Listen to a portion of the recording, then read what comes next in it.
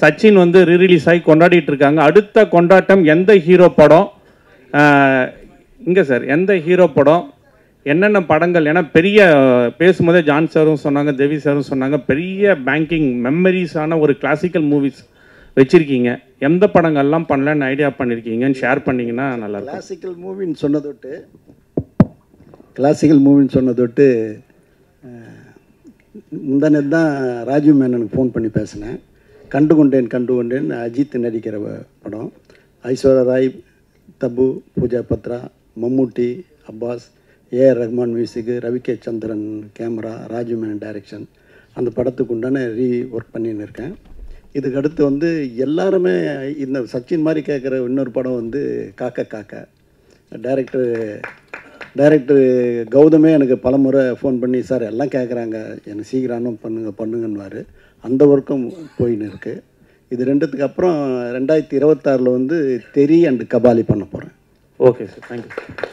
இது வந்து ரிலீஸுக்கு ட்ரெயின் ரெடி ஆகின்னு இருக்குது. அடுத்து ஷூட்டிங்க்கு வாடிவாசல் தயாராகின்னு இருக்குது. சார் சச்சின் எந்த அளவுக்கு வெற்றி, எந்தெந்த நாடுல எவ்வளவு தேட்டரி, இப்போ எவ்வளவு? இதை வந்து தம்பி சொல்லப்போனால் நான் வந்து உண்மையிலேயே நல்ல சொன்னீங்க. கிட்டத்தட்ட ஒரு 350 தேட்டரு இது ரிலீஸுக்கு ஓப்பனிங் இருந்ததை விட இப்போ ரிலீஸ் இருக்குது. அதுக்கப்புறம் ஷோ இன்க்ரீஸ் ஆகினே இருக்குது, தேட்டர் இன்க்ரீஸ் ஆகி, ஸ்க்ரீனே இன்க்ரீஸ் ஆகினே இருக்குது. இது இங்கத்தி மாத்திரம் இல்லை, ஃபாரின்லேயும் இது நடக்குது. சிலோன்லேருந்து நிறைய ஸ்க்ரீன் கிடச்சிது, அமெரிக்காவில் கிடச்சிது, கல்ஃபில் கிடச்சிது. அது போக வந்து யூரோப்பில், யூகேயில் எல்லா இடத்துலையும் ஏறுது, கனடாவில், ஆஸ்திரேலியாவில் எல்லா இடத்துலையும் ஏறி இருக்குது. அதாவது முதல் படத்தில் வந்து எனக்கு வந்து ஒரு ஒரு ஒரு கௌரவமான ஒரு லாபம்னா அந்த மாதிரி ஒரு 10 மடங்கு லாபம் ரிலீஸ் கிடைக்கும். அதனால் இது வந்து கமலா தேட்டர் ஓனர் சொன்னார், என்கிட்ட சொன்னார், அந்த தம்பி இந்த படம் வந்து நிச்சயமாக 50 நாள்லேருந்து 100 நாள் போகும்னாரு. அப்போ எல்லாரையும் வர வச்சு கௌரவிச்சு எல்லாருக்கும் அதுக்குண்டான கௌரவத்தை கொடுக்கணும்னு நான் நினைக்கிறேன். நீங்களும் அதில் one of the part.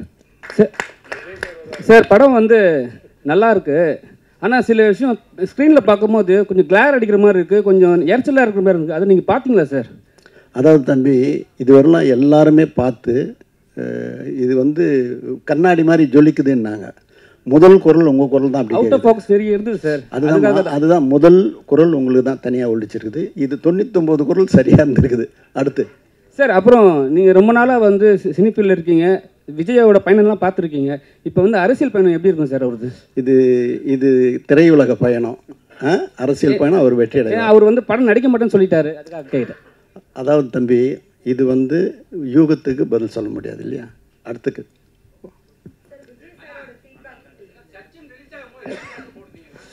Sachin release ஆகும்போது கிட்டத்தட்ட ஒரு 200 தேட்டர் இருக்கலாம் தம்பி.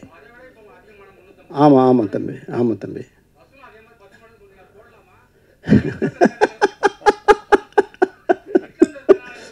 இல்லை, இப்போ எல்லாம் ஒயிட்டில் தான் தம்பி, எதுவுமே இல்லை, தாராளமாக போடலாம் சார். தானே சார், எல்லாம் இன்னொரு ஜெயச்சந்திரன் சார். சார், இப்போது நீங்கள் கபாலி ரீரிலீஸ் பண்ணுறேன்னு சொல்லியிருக்கீங்க, பட் கபாலி 2 வந்து பண்ண போகிறேன்னு சொல்லியிருந்தாங்க ஆல்ரெடி. அது ஏதாவது நடந்துட்டுருக்கா சார்? வருமா? இப்போதைக்கு இப்போ சொன்ன லைனப்பில் தான் நான் இருக்கிறேன். அடுத்து வரும்போது சொல்கிறேன் சார். விஜய் சார் பேசினாரா சார் படத்தை? இன்னும் நான் சந்திக்கணும்.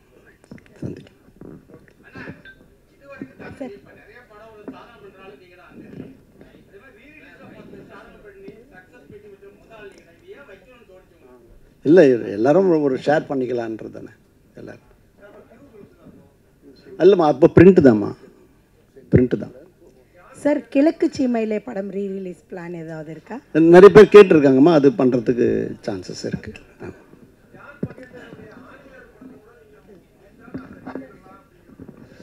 அது யார் ப்ரொடியூசர்னு தெரியல, நான் கேட்டுக்கிறேங்க.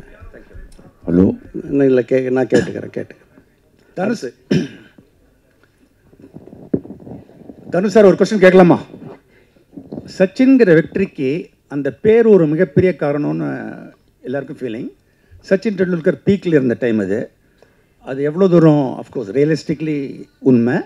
ரெண்டாவது கொஸ்டின், மோர் ஹானஸ்ட் கொஸ்டின், ரிலீஸ் ஆன டயத்தில் ட்ரேட் சர்க்கிள்ஸில் ஃபீல் பண்ணாங்க, நினச்ச அளவு வெற்றியை அவங்க அடையலைன்னு.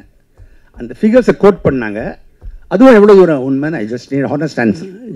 அதாவது நான் எல்லாரும் சம்பாரிச்சதோடு தான் எனக்கு ஓவர்ஃப்ளோ வந்தது. அந்த ஓவர்ஃப்ளோ எடுத்துன்னு போய் ஒரு பகுதி எடுத்துன்னு போய் எஸ்ஏ சந்திரசேகருக்கு லாபம் வந்ததுன்னு கொடுக்குறேன்.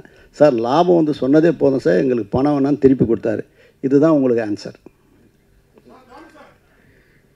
சொல்லு தம்பி.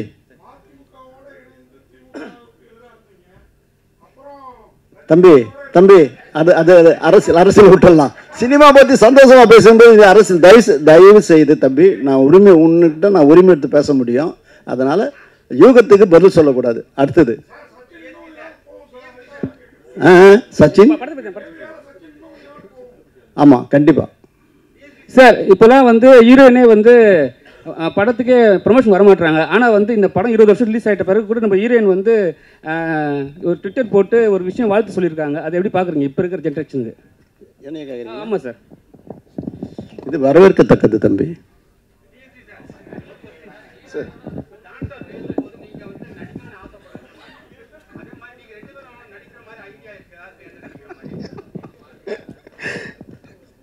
ஆமாம் சார், தானு சார் ரொம்ப வருஷம் முன்னாடி கேட்டிருந்தாரு. ஐ மீன் நிறைய படங்கள் அந்த மாதிரி ஆஃபர் வந்திருக்கு. அது பற்றி ரொம்ப இறங்கி யோசிக்கல. அது இசை நல்லா இருக்குன்னு அப்படியே போயிட்டே இருக்கும்.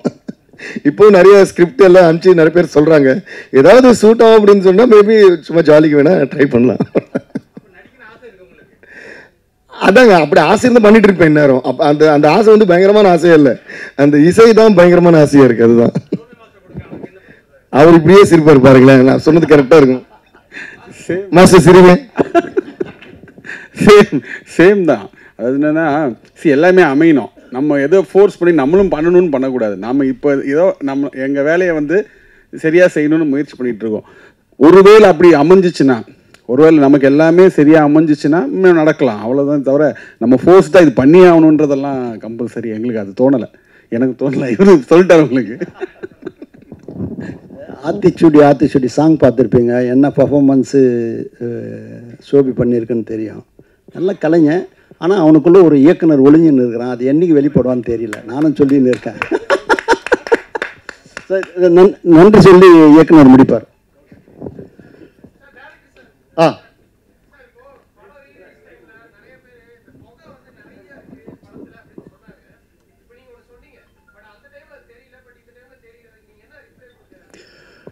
இல்லைங்க, நாங்கள் ஆக்சுவலாக என்னென்னா இந்த புகைன்றது ஆக்சுவலாக ஒரு சர்ரியலிஸ்டிக்காக பண்ணலாம்னு சொல்லிட்டு தான் ஜீவாசரன் நாங்களும் பிளான் பண்ணது ஒரிஜினலாக. இப்போ சர்ரியலிசம்ன்றது கொஞ்சம் நேச்சுரல் அப்படி இருக்காது, கொஞ்சம் மிகப்படுத்தி கொஞ்சம் பண்ணலாமே ஜான்.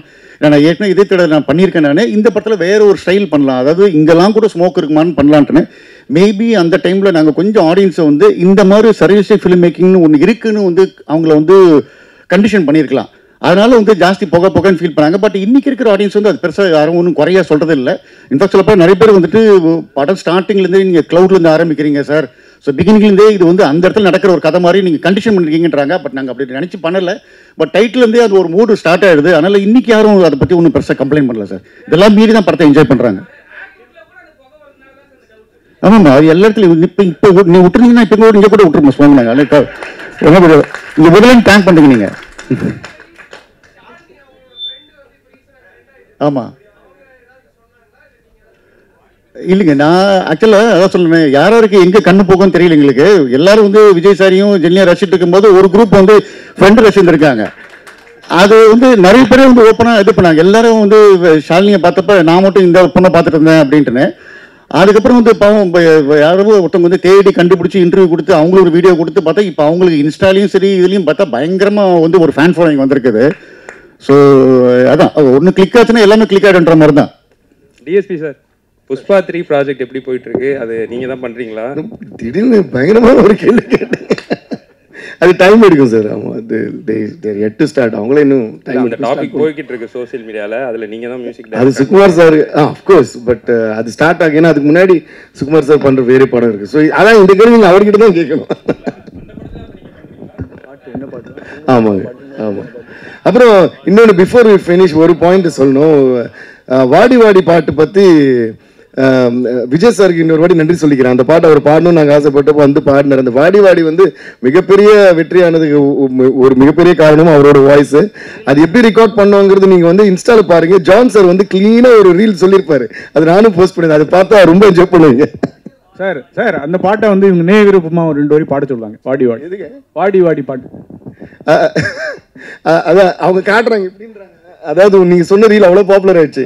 விஜய் சாரோட வீட்டுல அவரோட கபோர்டு திறந்து அது மேல குவில்ட் எல்லாம் போட்டு அதுல நிக்க வச்சுதான் அவர் பாட வச்சோம். மைக் எல்லாம் உள்ள வச்சு கபோர்டு இருந்தா சரி. ஏ வாடி வாடி வாடி